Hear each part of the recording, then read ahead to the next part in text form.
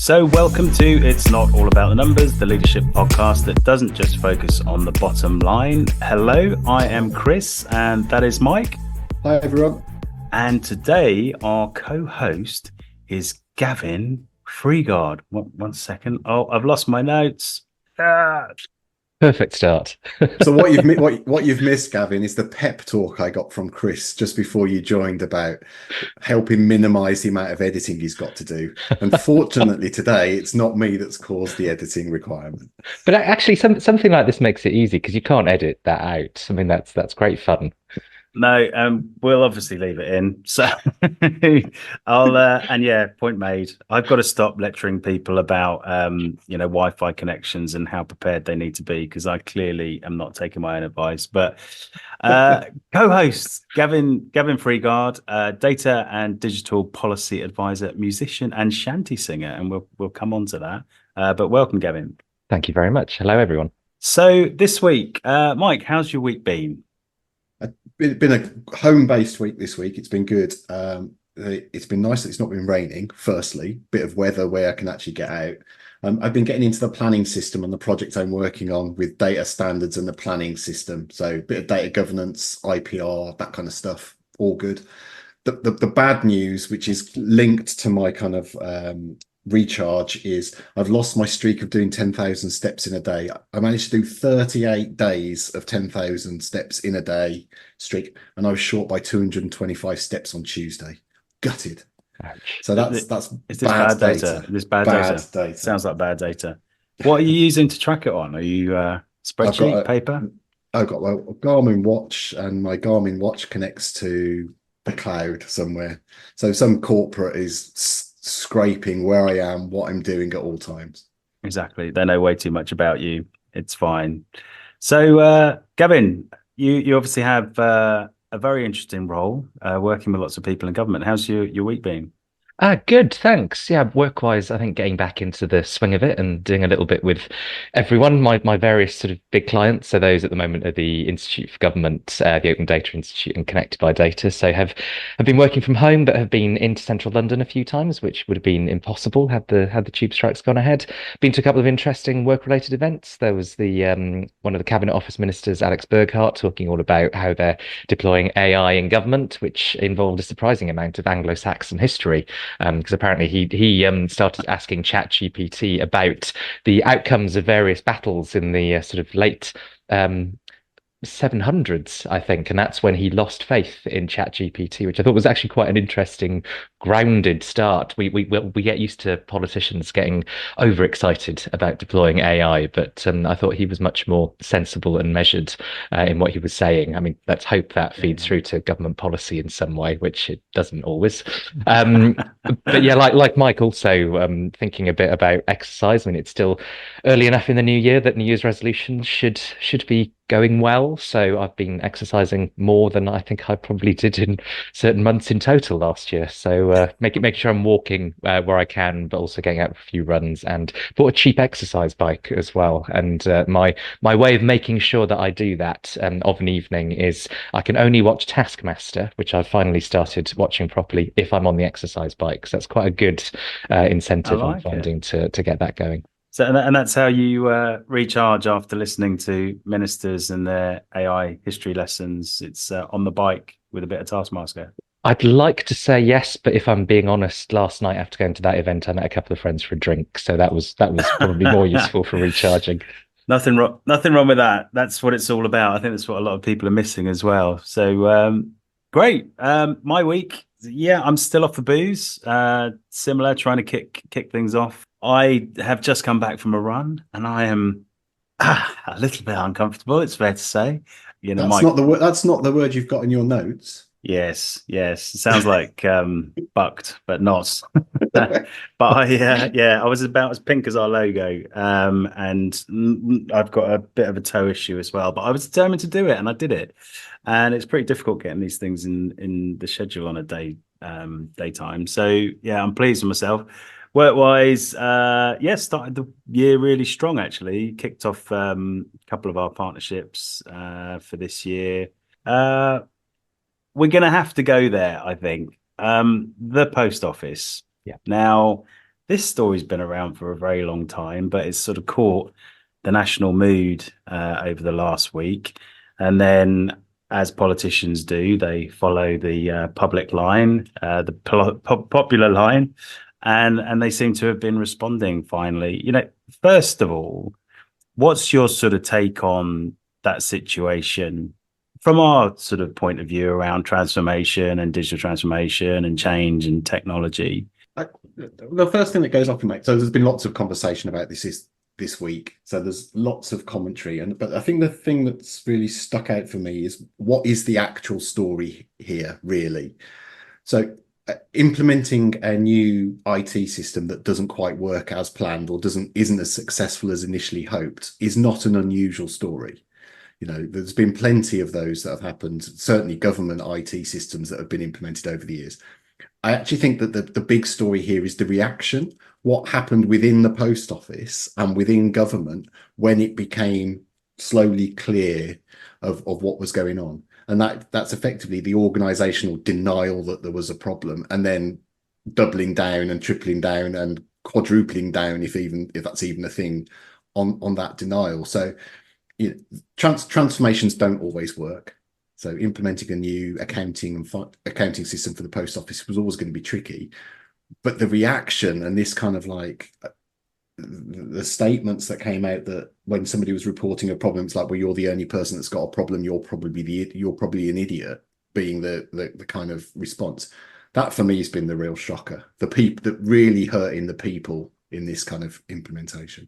Gavin, what's your take? I know that you're working a bit closer to the government, so don't say anything that's going to cause offence. But what's your take on this? Well, I mean, everything Mike said to start with. I think so. One of the big things that I'm doing at the moment with Connected by Data is that we're convening lots of civil society organisations to start thinking about what data and AI policy should look like, and making sure that it's something which serves the public rather than just a certain number of big companies and government being able to accidentally cause harm. So, in a sense, this whole shocking sort of omni-shambolic catastrophe, I think, has brought a lot of those issues to the fore. As Mike was saying, we get technology failures, but I think with this, we can really see the human suffering that's been involved and so much of the human failure around it. I mean, as you said, Mike, this is how people reacted to it. This was people, having blind faith to begin with in thinking that computer systems can solve everything. We know that they don't do that. We're seeing a lot of rhetoric around that and AI at the moment, and the hope that AI is going to solve all of these problems. Well, it might help us solve some of these problems, but we need to start getting down into the detail of how it's going to do that a lot more quickly, because it's not just, benefits that might come from this sort of deployment. There are also real harms. We've seen that in the case of the postmasters, where I mean, it's just all harm, really, isn't it? I mean, one element that has sort of come through, I think, is that incredible bit of legal evidence guidance, which says that obviously there are lots of things that went wrong, but the fact that if computer evidence is given in court, it's assumed that the computer is operating correctly at the time. Yeah. And therefore people having to prove that this computer system, which obviously was not transparent, they were not able to get hold of records even about their own transactions. They had to prove that it wasn't working properly. It's crazy. It's great. And you just, you also said earlier about, the AI bot getting the history wrong, right? But actually, if that was presented as fact, then right now a judge would take it as fact. That's the way that the law is set up. So yeah, that has to change. But going back a little bit though, Mike, to your comment, right? This is a very common problem, right? We test and we find flaws, and then we, test again. And most people would call it, user acceptance testing or something like that. What's gone wrong here? Why would you ignore the user when they say there's a problem? Well, I suppose there's a couple of things in that. The first thing is when this all started. So this all started, the procurement for this was in the late 90s. And in the late 90s, there weren't many massive national computer systems such as this being implemented. The complexity was kind of unknown at the time. So there's this assumption back then, kind of like you were mentioning with AI right now, this assumption back then that a digital system will fix things. So there's that. And computers back then, like AI now, were magic. We'll have this computer system. It will do this thing that's taken us hundreds of years to work out how to do. It will just do it. It will be magic. And I think that one of the reasons that the people weren't believed and the people that we were asking to implement and use this system were not people that were used to using computers. They were postmasters who had worked in this paper environment, and we were saying, here you go, here's this technology. So it would be very easy for them, when reporting an issue or reporting is, to not sound competent about the technology themselves. You can see how that could happen.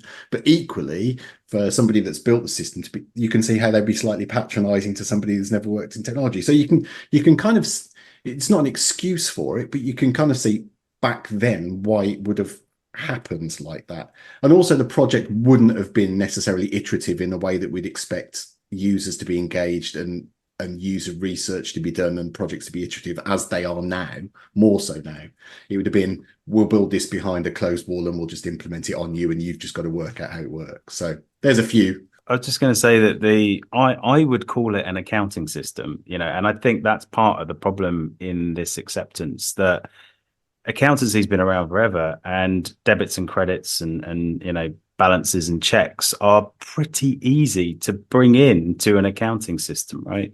Debits and credits and all that, T accounts. So it's like, I understand actually why the Horizon and Fujitsu and the support would have actually have said, you must be wrong, because actually the fundamental principles of accounting that are within this system have been around for hundreds of years. But what I don't understand is when there is a number of people saying it, and how that wasn't sort of somehow surfaced and raised. And actually, over the last week, there's been a lot from post office leadership and government leadership, but I haven't seen an awful lot from the technology provider Fujitsu. And I think that is a massive issue, because it was the system, the accounting system, that was actually flawed, and people reacted badly and they managed it badly. But actually, the failure was on that side of things. Yeah, I mean, just on the point of how did this happen to so many people and nobody really noticed. I mean, it feels like there are sort of two aspects to that. One is that the thing I was going to say, Mike mentioned sort of cultures. It feels like there's a bit of a culture clash in that we now associate a lot of digital and sort of data related development with quite an open culture, whereas actually the main cultural story here, and I'm sure the inquiry will say much more about this, but you can see it coming through really clearly in, for instance, Nick Wallace's book about the whole thing, is quite a closed culture within the post office that saw protecting the brand as the sort of key thing that it needed to do. A trusted national institution, they had to maintain that, and therefore that actually led them down a path which ultimately might destroy that brand altogether. But the second, and in a sense more prosaic and I suppose more data related story, and something which happens so often. There's a great line in the Nick Wallace book where he sort of mentions at one point, well, actually the Criminal Review Compensation Authority started looking to see how many cases there might be, how many people might be affected. And they went asking the Ministry of Justice and Justice Select Committee and the legal system. And of course, nobody'd been counting how many private prosecutions the Post Office was bringing on this. And that really basic, or what should have been a really basic piece of information that doesn't even get into the more complicated numbers about trying to monitor the impact of these sorts of decisions on communities and on people, that really basic information that might have given that away earlier just wasn't being collected by anyone. They needed a good bit of visualization, didn't they? That would have changed. Might have helped. Yeah.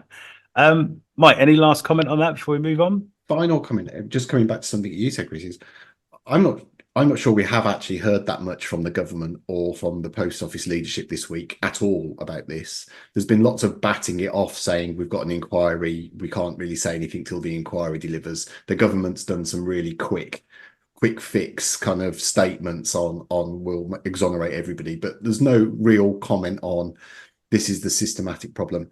And Fujitsu, Fujitsu is still the supplier, and the system that's still used in the post office is the Horizon system. So it's almost like we're talking about something that happened, but it's still there.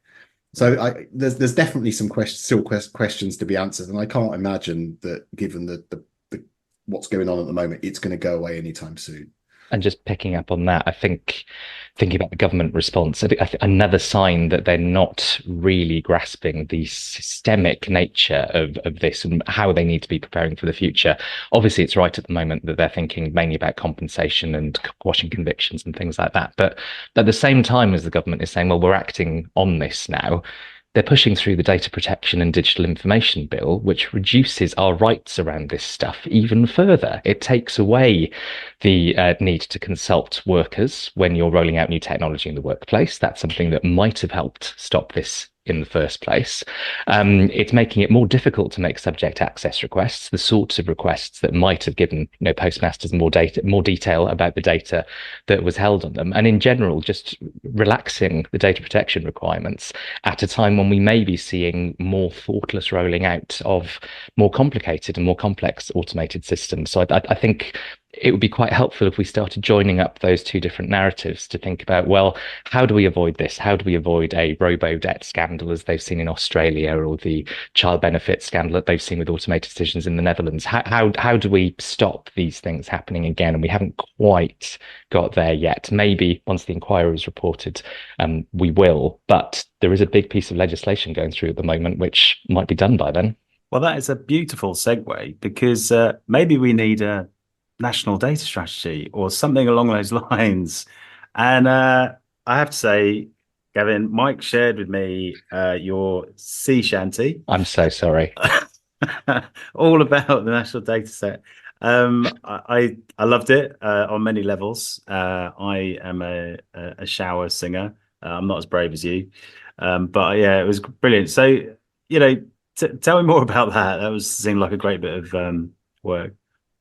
Thank you. So, where that sort of came from. So one of the things that I do is present a monthly-ish event series at the Institute for Government called Data Bites, which will have been running for 5 years and 50 events when we get to this April, which makes me feel very old. And the whole idea behind that is that there's actually lots of good work going on in government around data. Can we give those people a platform to talk about it? They get 8 minutes to talk about what they're doing. There are 8 bits in a byte, hence 8 minutes in a data byte. Terrible joke, somehow has lasted 5 years.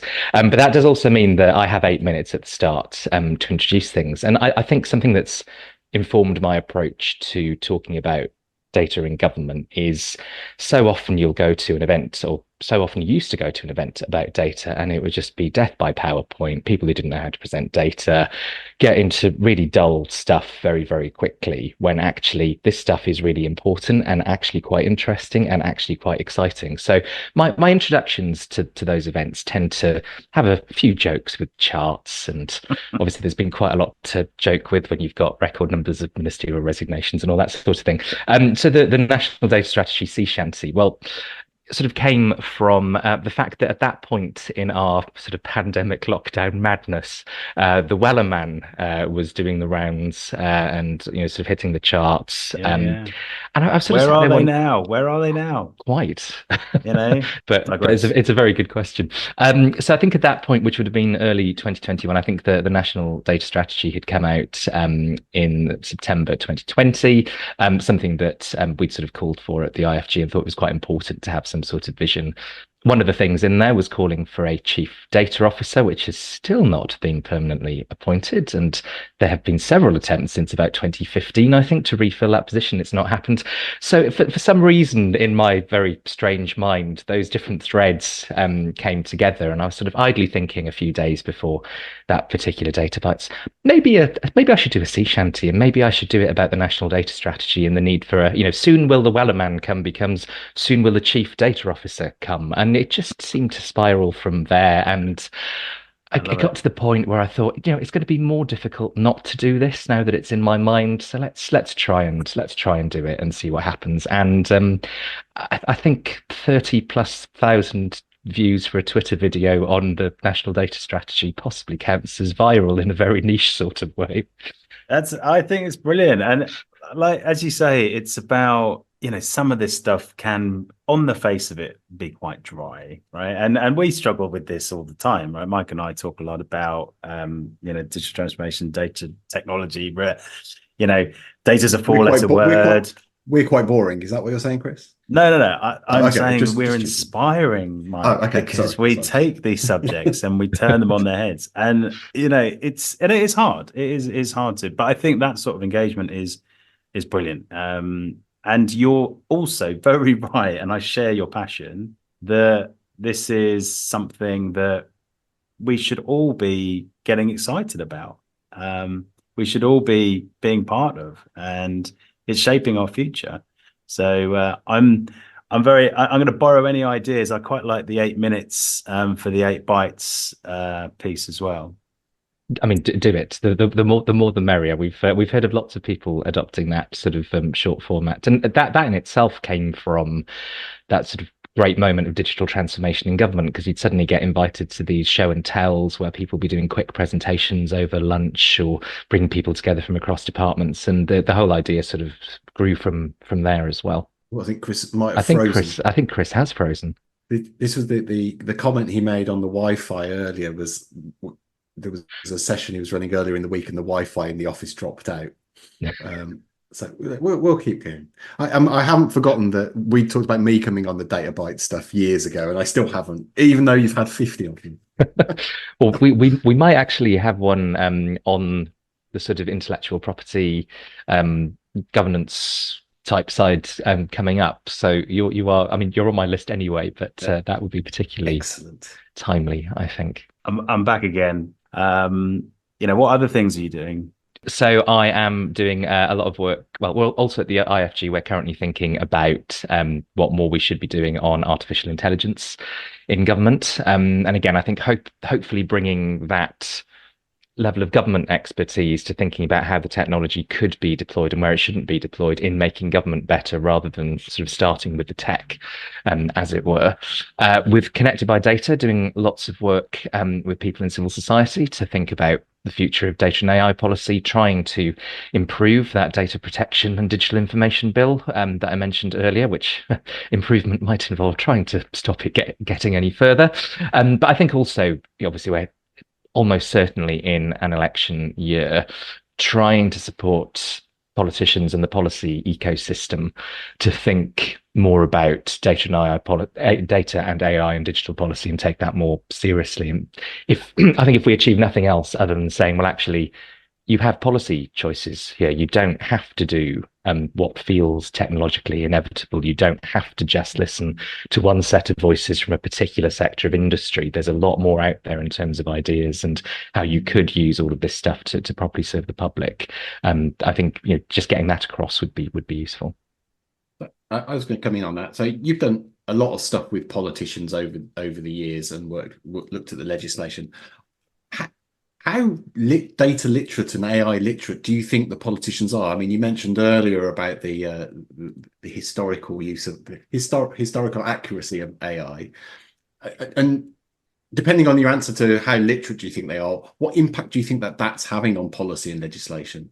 I think the diplomatic answer is probably we still have some way to go, I think, in terms of data and AI literacy. I mean, that's not to say that there haven't been improvements. There are definitely some members of parliament and quite a lot of people in the civil service and the senior echelons of the civil service that are trying to, and now have some of the support to get their heads around some of these topics. But we still don't have that many MPs who've been in sort of digital data AI facing jobs. You don't need everybody in the House to have done that, but the unit of delivery is the team, as it were. So if you can get some different disciplines in there and people who have got expertise in this area into the House, I think that would be really good. And obviously in the senior civil service as well, we've still not seen people who've come through the digital and data tracks getting to the very top. And I think that's very important for modelling behaviour, as well as just having those voices in those sort of senior decision-making spaces.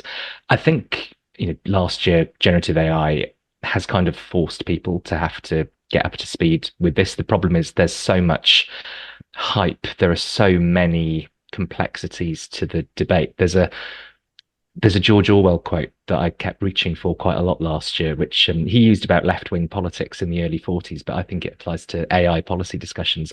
So much of it is people playing with fire without realizing that fire is hot. Yeah. Because you can quite easily intervene in a discussion about AI policy and think you're saying something sensible. But of course, because of everything that's come before, you're suddenly aligning yourself with people who only care about existential risk, or people who are very beholden to particular companies. There's a lot of nuance, and it's quite difficult to get into that, even if you've been following some of the debates quite closely. So it's a fast evolving field, and it's quite a complicated one. So I don't envy people trying to throw themselves into it. And all of us in data policy are now in AI policy. I sometimes feel a bit imposter syndrome-y at times.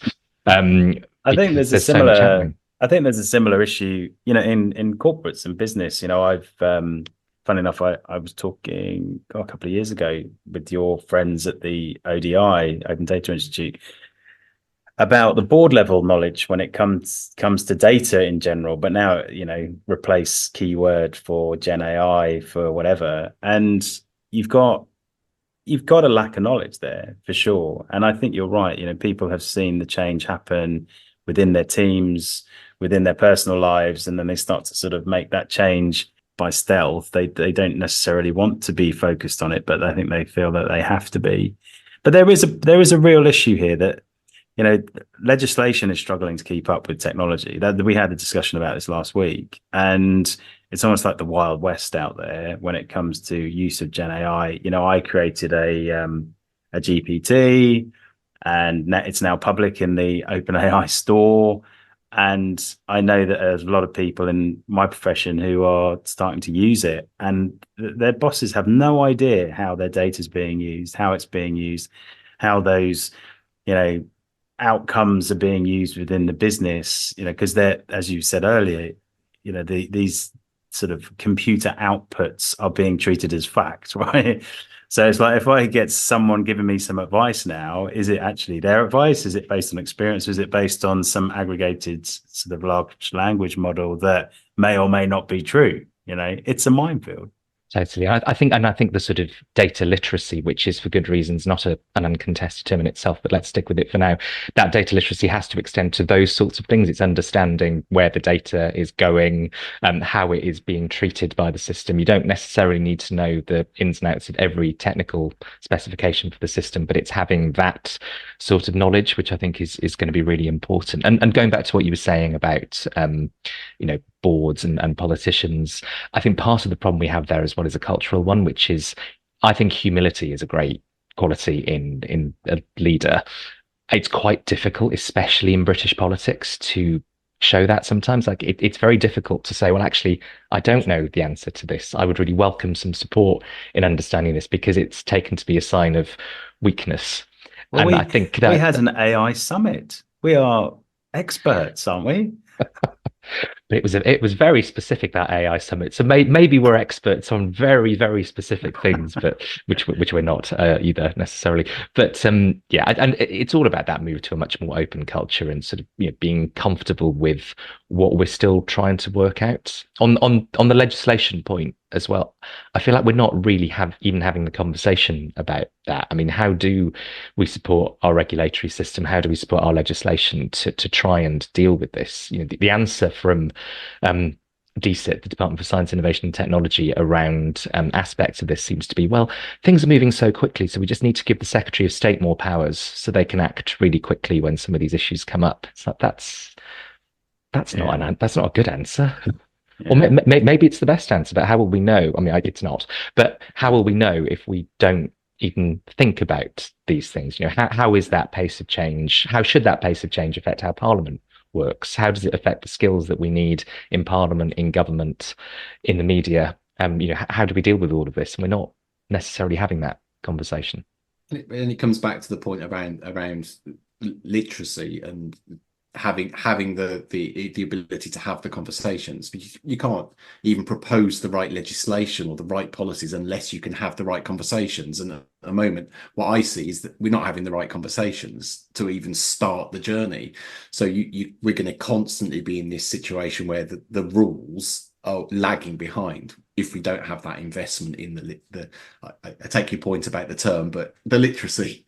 Yeah, and I think, everything that you said, Gavin, the word government is interchangeable with, business and industry, right?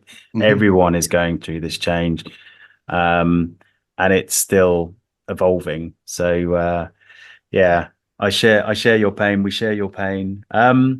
So look, at this point, we tend to ask a question to our guest, our co-host, and if you are interested in sending us a question that you'd like us to answer, then send your questions to podcast@generationcfo.com, who produced this, or reach out to Mike and myself via LinkedIn's probably best. And this week we've got a question which came from our lunch and learn, actually, that we had this week, which is quite interesting. And this kind of goes to show that this is a shared issue.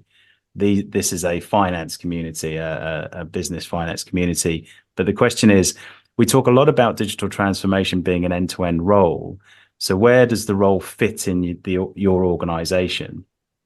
And I think it's, a lot of people are sort of, who owns data? Do you want to own data? Who owns systems sometimes can be clear, but actually who owns transformation? It's wholesale change. Sure. Shall I go first? Go for it, because that is a challenging question.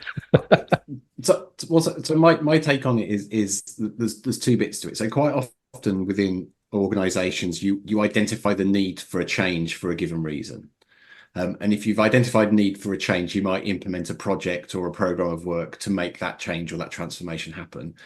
So therefore, you end up with like a project team that's gonna do a transformation activity, be it identify process changes that need to happen, identify organizational changes that need to happen, implement a technology, whatever it may be.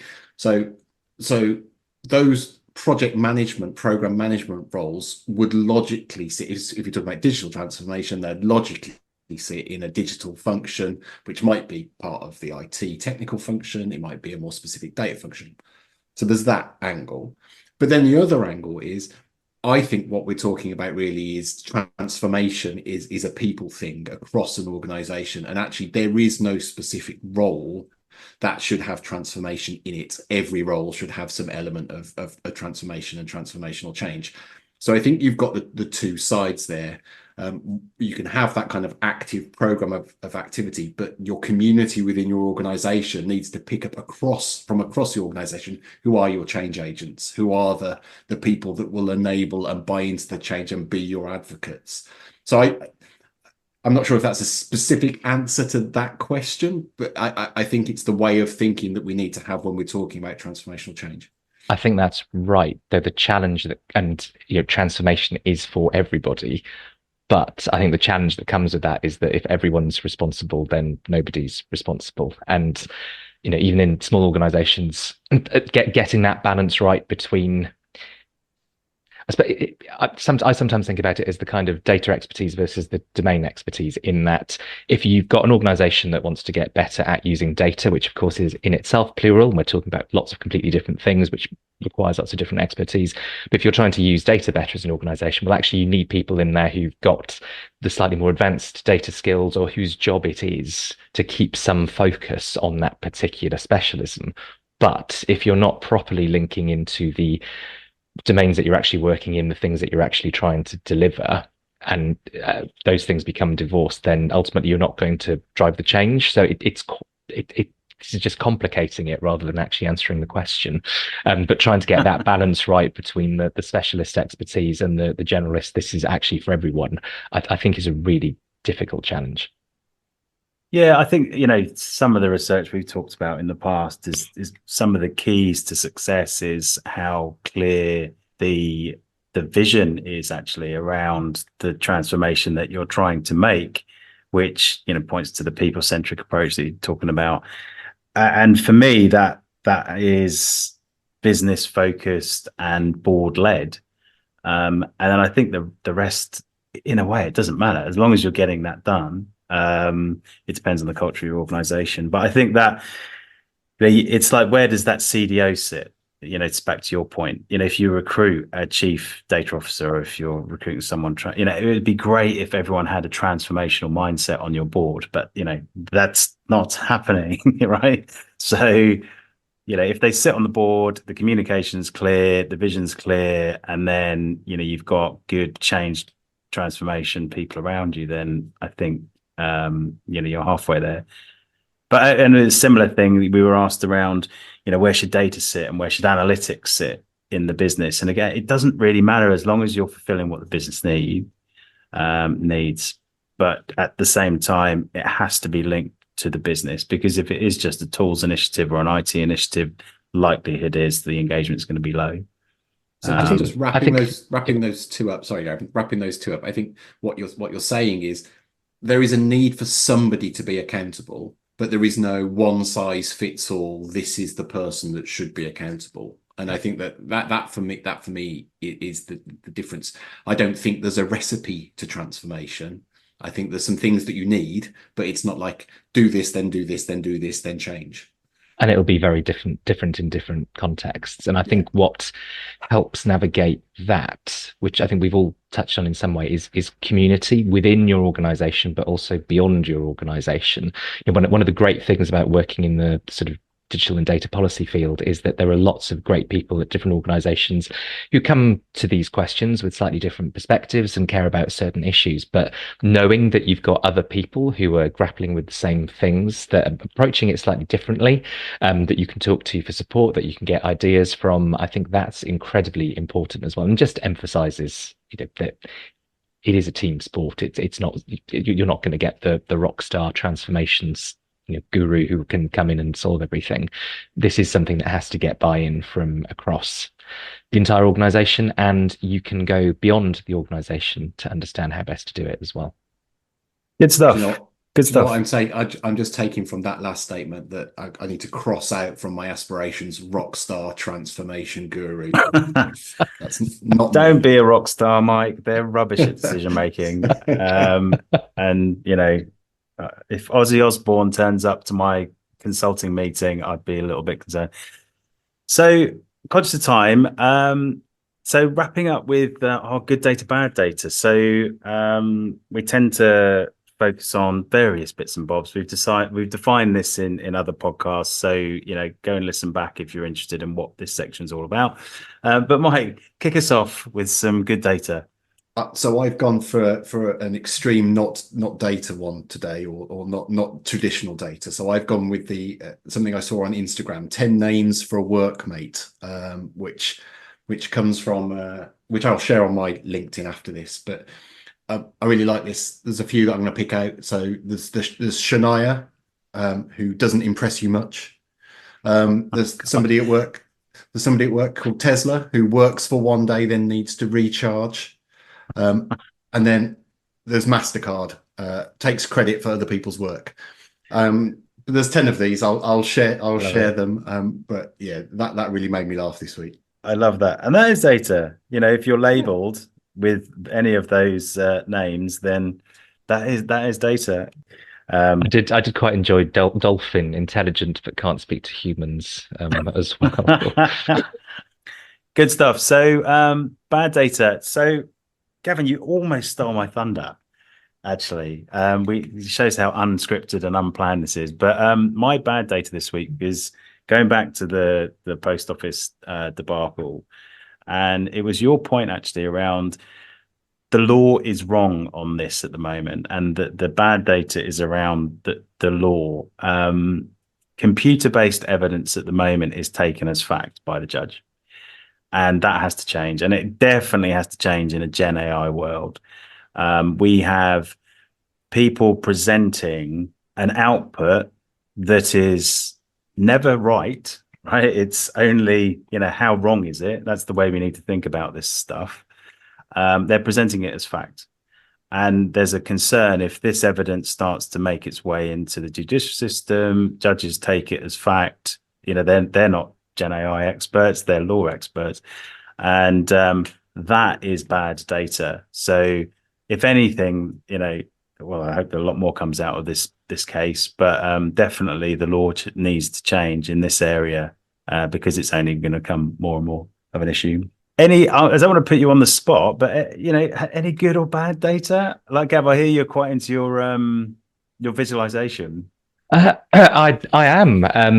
So yeah, again, spent probably over a decade now turning various bits of potentially boring stuff about government into pretty charts, and in some cases into weird music as well. So sonification as well as visualization. But I think this week, I mean, my bad data was absolutely around the post office Horizon scandal as well. But I do hope that, if this isn't too cheesy, I hope that there is a good data in there as well, which is that this sort of warning is something that we really need to act on. And actually, if we can find a better way of talking about this and thinking about, well, okay, how do we make the most of technology without leading to these sorts of harms, then maybe there is a silver lining there, which is obviously far too late for a lot of the people who were caught up in this particularly awful scandal. Yeah. Yes, absolutely. There's a ton of lessons to be learned, and let's make sure that we do learn them. So that's it for this week. I just have one shout out this week, and this is actually very self-serving. I am looking for a keynote speaker to join us at the London Stock Exchange in London on the 14th of March. We're going to be sort of debriefing the budget a little bit. There was a lot of talk in the last statement around it being a growth statement, and I'm quite keen to unpick that and see whether maybe a growth CFO or a growth growth company board member can come along and keynote what they're thinking about the budget statement and the last growth statement. So if you are interested, then do reach out to me. You can contact me via LinkedIn or podcast@generationcfo.com. And thank you very much for your insight this week, Gavin. It was great. And I really appreciate everything that you're doing to sex up this rather dry image. So thank you for being part of today. Well, thank you for having me. Been a pleasure. So that's thank you from me, and thank you, Mike. Thanks, everyone. And remember, it's not all about the numbers.